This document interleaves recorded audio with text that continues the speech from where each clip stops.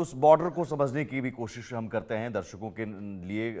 Colonel Sirohi साहब, आप बता सकते हैं ज़्यादा बेहतर तरीके से कि क्या वो बॉर्डर जो हमारा है इतना लंबा 4100 किलोमीटर, उस बॉर्डर की सुरक्षा कहाँ कहाँ और किस तरीके से हम कर रहे हैं, फेंसिंग लगाकर, और कितने पोस्ट होते हैं, और क्या आप जो कश्मीर, जो हम वो कश्मीर बॉर्डर की बात करें वहाँ पर जिस तरह से शूट टू किल है कि अगर कोई संदिग्ध है आप नाम पूछिए, अगर वो संदिग्ध लगता है तो शूट टू किल भी ऑर्डर दिए जाते हैं, यहाँ पर भी है क्या?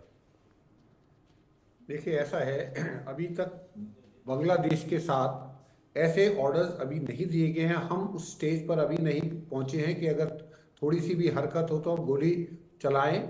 लेकिन सुनने में आया है कि पिछले 24 घंटे में बांग्लादेश बांग्लादेश की जो वो है गार्ड है, उन्होंने भी कुछ फायरिंग की है और कुछ हमारे बीएसएफ ने भी फायरिंग की है। तो ये अगर इस हालात ऐसे ही चलते रहे और इसमें कोई सुधार नहीं आया और बांग्लादेश जिस तरीके से बढ़ता जा रहा है भारत के खिलाफ, कोई ना कोई मतलब कोई बहाना नहीं छोड़ रहा है बांग्लादेश भारत के खिलाफ बोलने के लिए या एक्शन लेने के लिए, तो वो दिन दूर नहीं है जब हो सकता है हमको भी वही ऑर्डर देने पड़े कि अगर कोई भी आदमी इन्फिल्ट्रेट करने की कोशिश करता है, बॉर्डर फेंस के थ्रू आने की कोशिश करता है, या जहां पे अभी तक बॉर्डर फेंस नहीं है वहां से आने की कोशिश करता है, तो शूट एंड साइट के ऑर्डर दिए जाएं। लेकिन वो मुझे लगता है कि वो स्टेज अभी नहीं पहुंची है। और वैसे जहां तक मैं आपको बताऊं कि बॉर्डर के ऊपर पूरी बीएसएफ सतर्क है।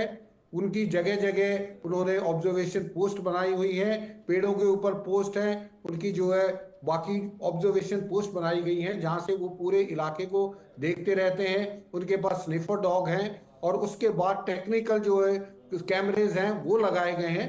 तो पूरी की पूरी करी जा रही है और सिर्फ 900 किलोमीटर के तकरीबन ऐसा बॉर्डर है जहां पे फेंसिंग नहीं है। बाकी 3200 किलोमीटर के करीब फेंसिंग हो चुकी है। और ये ज्यादातर जो जहां पे फेंसिंग नहीं हुई ये बांग्लादेश का है। और मेरे को ये लगता है कि ये जो है इसमें स्टेट गवर्नमेंट की भी गलती है, क्योंकि बाकी जो स्टेट गवर्नमेंट है, मेघालय की है, असम की है, उन्होंने काफी हद तक 80 to 90% उनके इलाके में जो है फेंसिंग हो चुकी है। ये वेस्ट बंगाल में ही है जहां पे फेंसिंग नहीं है और वहीं पे ये प्रॉब्लम हो जा रही है।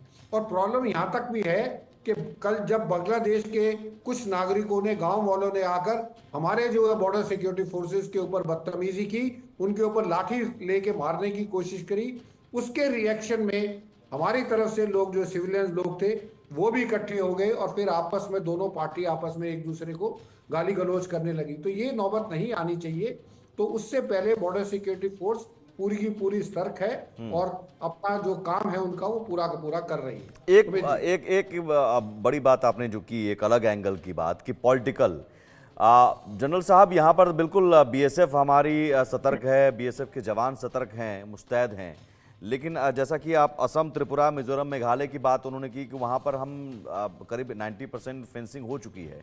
पश्चिम बंगाल में ज़्यादातर जो है पोरस बॉर्डर है, वहाँ पर फेंसिंग की ज़रूरत ज़्यादा है बल्कि, लेकिन वहाँ घुसपैठ और तस्करी चूँकि वहीं से ज़्यादा हो रही हैं। तो क्या एक राजनीतिक वोट बैंक के तौर पर हम ये पश्चिम बंगाल में एक वोट बैंक के नज़रिए से देख रहे हैं, और वोट बैंक के चक्कर में जो राष्ट्र की सुरक्षा है उसके साथ खिलवाड़ हो रहा है, खिलवाड़ होता रहा है?